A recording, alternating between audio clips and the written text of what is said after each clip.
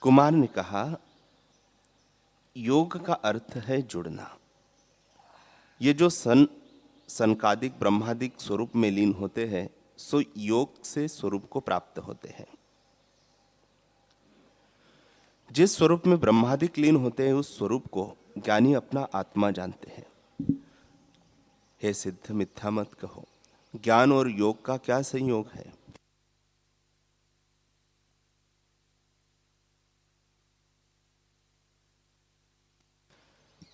योग साधन रूप है और ज्ञान उसका फल रूप है। ज्ञान में मिलना बिछुड़ना दोनों नहीं, योग कर्ता के अधीन है और क्रिया रूप है।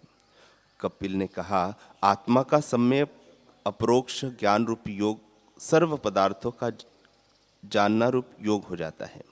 केवल क्रिया रूप योग से सर्व पदार्थ का जानना नहीं होता, क्योंकि अधिष्ठान के ज्ञान से ही सर्वकल्पित पदार्थों का ज्ञान होता है।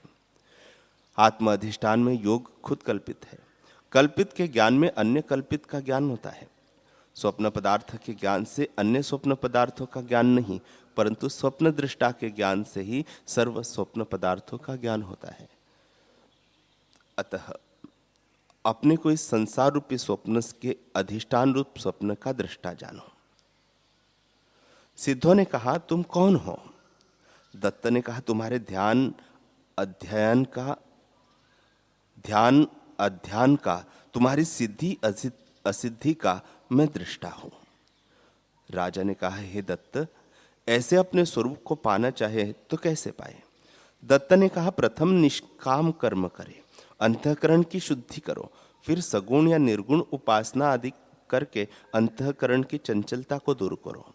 वैराग्य आदि साधनों से संपन्न होकर शास्त्रोक्त रीति से सद्गुरु की शरण जाओ।